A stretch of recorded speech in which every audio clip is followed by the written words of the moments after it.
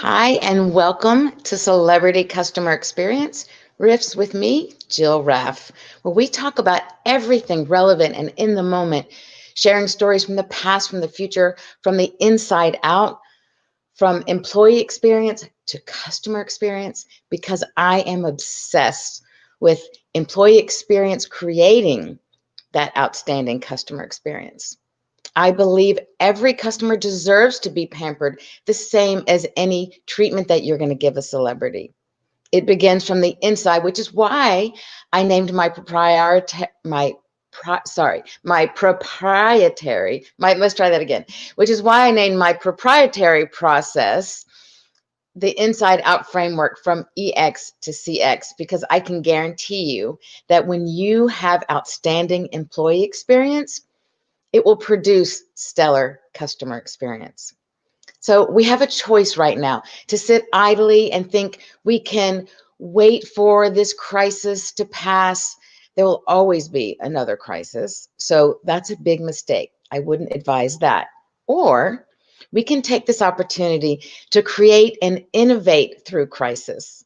Because ultimately, the same customer experience principles applied before COVID apply now during these difficult times, and they will continue to apply after we're over the crux, the hard part of what's going on right now with this pandemic. Because ultimately, it's what our customers and our guests will want from us that will be considered the new PC, what's acceptable as we move forward post-corona. So my goal is to help businesses not only survive today, but also plan and take action for their success for tomorrow. You see, my parents and grandparents opened McDonald's.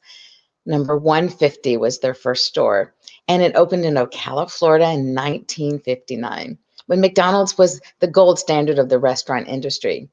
Sadly, today we see so many brands where we're now experiencing the lack of owners being hands-on, getting involved with their staff, with their employees, showing therefore that they care about their people, including their customers. So, due to this upbringing in the McDonald's family and various careers that I've had across industries from fashion to restaurant to food styling and real estate, it's spanned over 6 countries. That golden common thread throughout everything that I learned as a young child, and Ray Kroc's motto that the customer is always right. Well, whether they're right for you is another matter.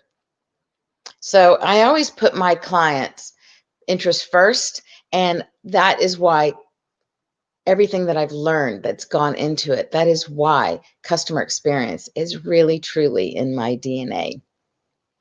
I was really, really fortunate to grow up seeing, hearing, watching my father be a super strong leader and yet a very kind leader. The feedback that he's been given, his reviews and ratings by people that have worked for him in the past, giving him 5-star ratings, have said that he educated, engaged, and entrusted in them and influenced them to create the confidence in their leadership. And they want to continue to work. They wanted to continue to work for him because of this value that he gave to them. And ultimately, it created this reciprocity relationship. He showed interest in them and that he valued them. And in return, the employees showed that they valued their participation and what they could give back to the company. So this is how lifetime value from employees and customers is created. So today we're going to talk about how to create that lifetime value, both in business and in person, and in our personal lives, and in life and everything that we do, and why it's so important. So I said last week that employees don't leave their jobs, they leave bad bosses, right? So either way, they're leaving. And this lack of retention is one of the most costly expenses for businesses, especially for restaurants, this churn. So I ask you, are you making a business or are you making butter? Now, if you get this right, 80% of your future profits will most likely come from 20% of your existing customers. If you get it wrong, you're going to be the victim of the fact that it costs 6 to 7 times more money and resources to acquire new customers than it is to keep the current customer. And you're going to be swamped with all sorts of new expenses of hard cost, soft cost of recruiting, re-educating, retraining. The fact is that paid advertising, PR, paying social media influencers to promote your goods or services on Instagram and all the social media sites, it all starts to add up. And the truth is, it's not even that valuable because it's not the street cred. It's not from real customers. And so it's trusted less and it's not perceived as real from your potential customers and even your existing customers. So it's minimally effective compared to the customers being your free marketing sales force on your behalf. And we all want those genuine advocates. It's not as easy to get new customers, but it is easy if you prioritize putting your people first, thereby letting them naturally turn into your lifetime customers, your biggest raving fans, creating LTV, lifetime value in your people, in employees, and in customers. Did you know that 76% of customers actually say that they view their customer service as the truest test, I'm going to repeat that, of how a company values them. So imagine how you treat them. It makes total sense to me, but yet so many companies get it wrong and people have so many bad experiences over and over. But 70% of consumers and customers and guests, clients, you name it, whatever you want, it doesn't matter. It's the person who is buying your goods and services. 76% of them are using how you treat them, the service that you get them, the experience that you give them as a true test to how much you actually value them. Wow, that is huge. And to me, it's exciting because it gives you the opportunity to step up and earn their business and to create them as your lifetime employees, your lifetime customers. You need to get it right now before it's too late. So let's talk about a few things. I said we're going to talk about why it's important, this LTV concept in business, which is a business concept, but why I think it's also important in life.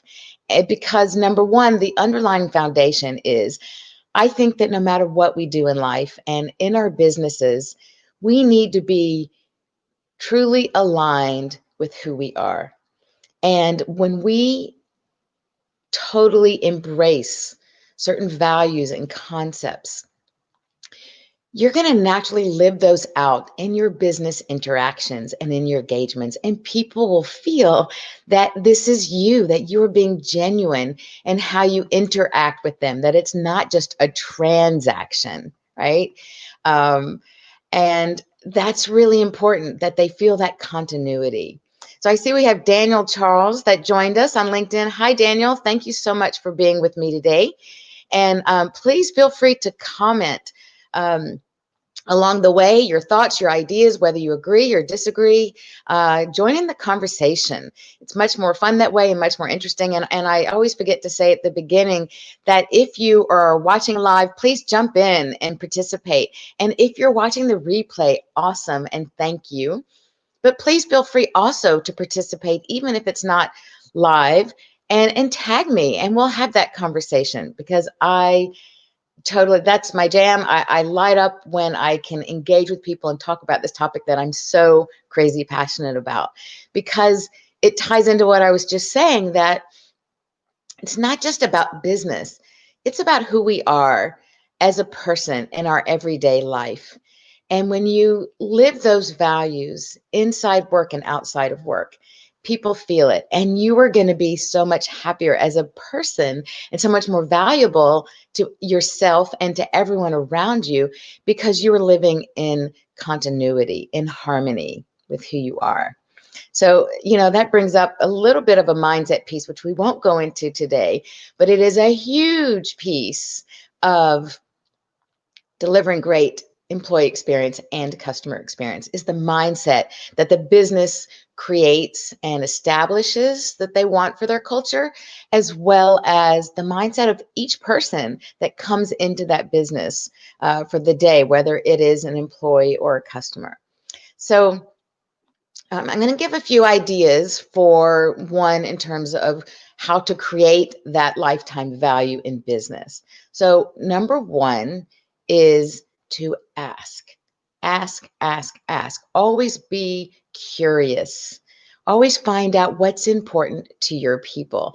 So with regards to your employees, ask yourself, ask them, more importantly, do they feel acknowledged? Do they feel appreciated and respected? So this brings me to actually a principle, a methodology that I call SHARK, and the R is squared, so it's double R's. And I'll just take you through that and kind of give you a 30,000-foot view of what it is. And maybe I'll do a separate broadcast just on that principle and giving some very specific examples, because each area, each topic is so deep, and I could go so far and so wide, but I want to try to keep this focused because it's really important, and there's just so many details that go into it.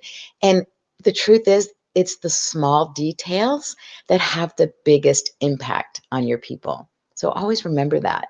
And in doing that, the S of my SHARK methodology is to serve. Serve from your heart. Serve out of gratitude and genuine care for the people that have decided to give you their business.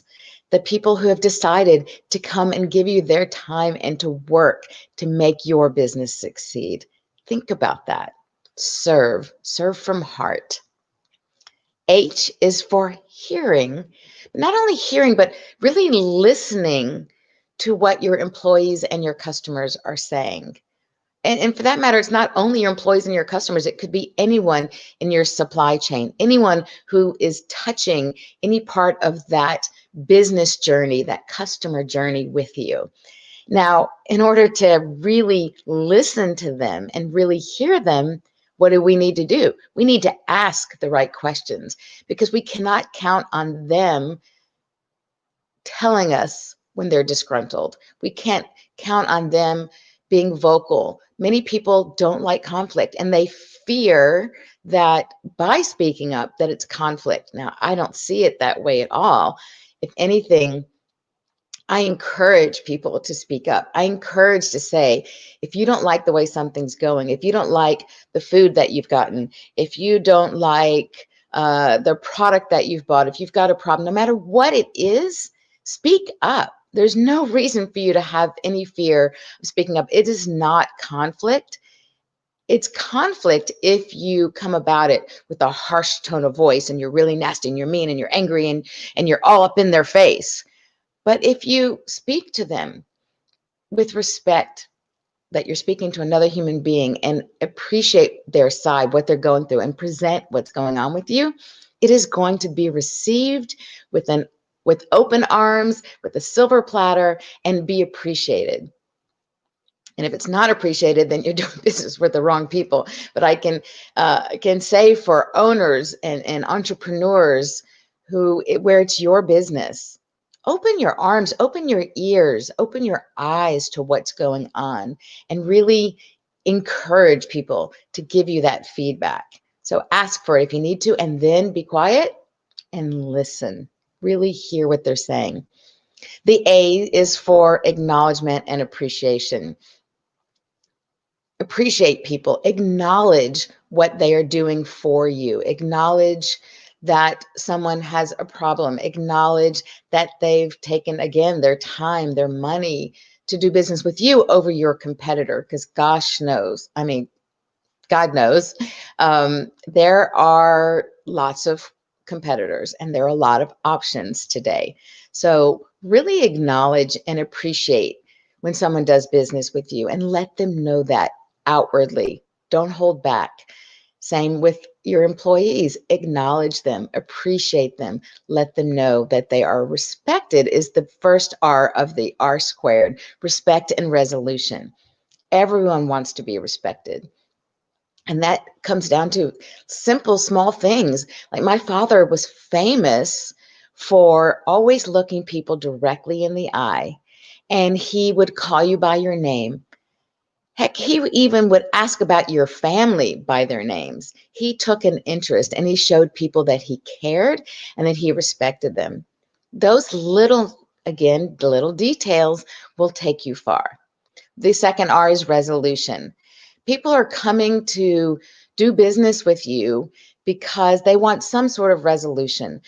Whether they're hungry, that's a problem, and they want food to resolve their hunger, whether they need a certain product, whether they need guidance and advice on how to run their business, whether they need coaching to deal with their biggest challenges and to have someone help them through, because we can't see all of our issues. We're too close. We're in the forest. We can't see the trees, right? And so it always helps to have outside ears and eyes and a different perspective, a broad perspective. And that's one of the things that I love when I work with people and I have these brainstorms and these ideas and these conversations to encourage creative ideas to flow, is that having worked across multiple industries and multiple countries, I'm able to cross-pollinate these really cool ideas that worked in one company that maybe isn't being done in this other company, because companies tend to have these bumpers up and tend to work with what was always done in that industry or what's always been done in this particular company specifically. So I love to be able to kind of cross-pollinate these different ideas, because I don't see the linear borders. I just see problems and solutions. So respect and resolution are the R's. And the K in the shark is kindness. Boy, do we all need a little bit of kindness today, even a lot. A little bit of kindness goes so far. Do something surprising. Do a random act of kindness for someone and see how good it makes you feel. Forget about the other person who you've impacted. Think about how it makes you feel. I saw the coolest video the other day online, and it was showing a man. I'll just tell you very briefly. You could probably look it up. A man had a ring doorbell so he could see when the delivery people came to his door. And he had some envelopes up on his screen door.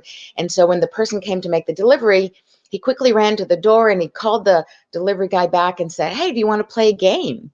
And he said, "Sure." And he said, "Okay, well, here I have these envelopes with questions on them. And if you get the questions right, you can keep what's in those envelopes." So I bet you see where I'm going with this.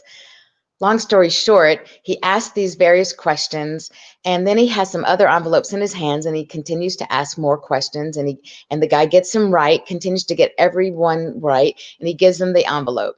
And then he asks him the last question, and he doesn't get 100% of the question right. So he's like, "Okay, that's fine." So he tells the guy, "Start opening what's in your envelopes." So he pulls out a $5 bill, and then he pulls out a 20, and then a single, and then a 10.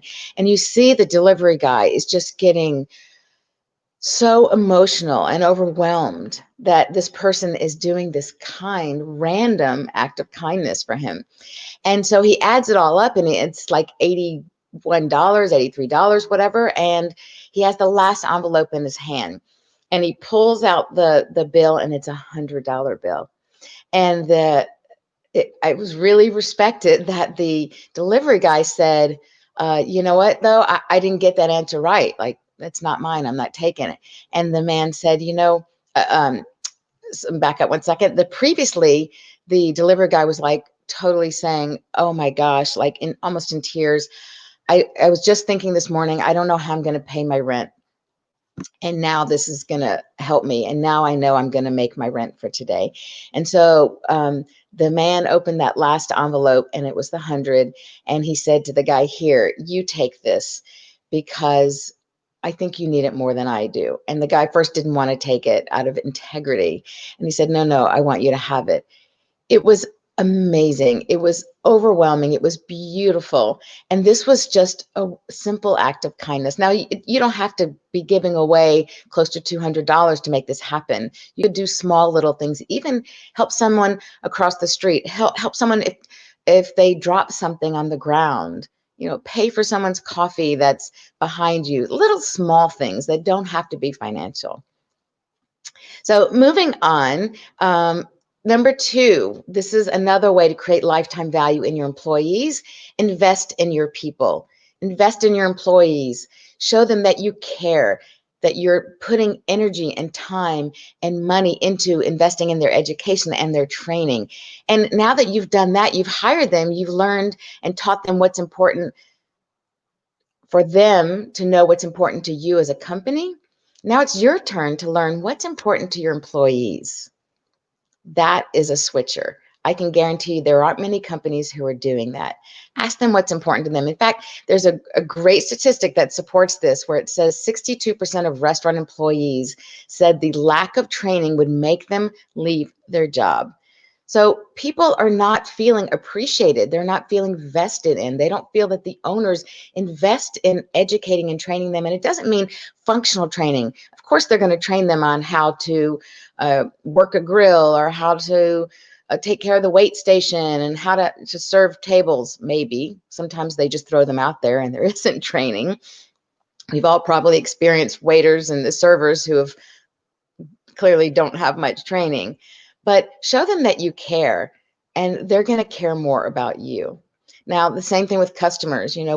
By educating and training your staff, you're naturally taking care of your customers because they're going to feel your brand, your culture through your customers, and that's something that you can invest in.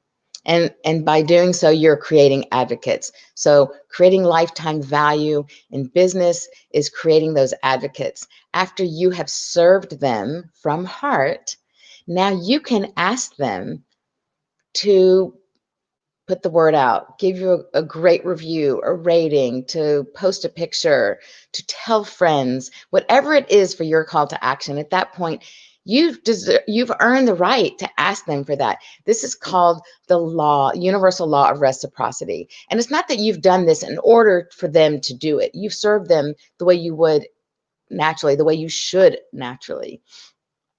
It's also a law of cause and effect. When you do something, the cause of what you've done creates the effect, both good or bad, and you end up living by it. So quickly, how to apply this in life. The same care principles apply to creating relationships, long-time relationships. I know we can all think back to friends that we've had our whole life. And granted, when you're a child, things happen more naturally and easily, but the energy that it takes in creating those new relationships all the time. And I do think it's important to have those new friendships and those new relationships and mentors and people we look up to and inspire us and keep us growing. But it takes a lot more energy. And sadly, I think we're so much, second point is we are in a throwaway economy and the mindset of disposable everything, including sometimes relationships. So invest in your relationships. Show people that you care. Do random acts of kindness for those people that you care, and you will see the benefits and of the long-term value that you're going to get from these relationships, whether it's friends, family, new relationships, because there is an emotional cost of always having to create those new relationships without the existing ones as the rock of who you are and that connection. For me, it's this harmony, it's this peace in my soul when I have these wonderful long-term, lifetime value relationships. And I'm very fortunate to have so many of those. So I just want to leave you with this one last statistic, at least relating to business, that once a customer leaves your business and they decide they don't like it, 4 out of 5 of them will never come back. And if they do come back and give you another try, 59% say they will be less loyal. Loyalty is key in creating that lifetime value. You want long, loyal advocates. That's going to serve everybody. And again, true in life, you want someone who's going to be your advocate, who's going to pump you up and who's going to support you and say, I've got you no matter what. You can't fail in my eyes. There's no such thing as failure. We learn from our mistakes and we grow forward. We grow out of it. We don't just go out of it. So I'll leave you with that today. If any of this resonates with you, I would love to have a deeper conversation with you about specifically what's going on. Let me change. I always forget to do this. I get so busy talking and so passionate about what I'm talking about. But feel free to reach out to me. There is the information on the screen, Jill@jillraff.com, or reach out to me by phone, 917-887-5899. Feel free to join again. I am super excited. Next week, my guest is going to be Eric Cacciatore, who is the host of the #1 restaurant podcast known as Restaurant Unstoppable. He is amazing. He's cool. He's got so much knowledge. And I'm really looking forward to the conversation that we're going to have about restaurants now and in the future, looking at the big picture and the small details. So please join me next week, Thursday, same time, same place, 12 o'clock Central. And in the meantime, take care and be sure to comment. Let me know how you can apply these principles in your life and in your business and what they do for you. Thanks again for joining, and I will see you next week.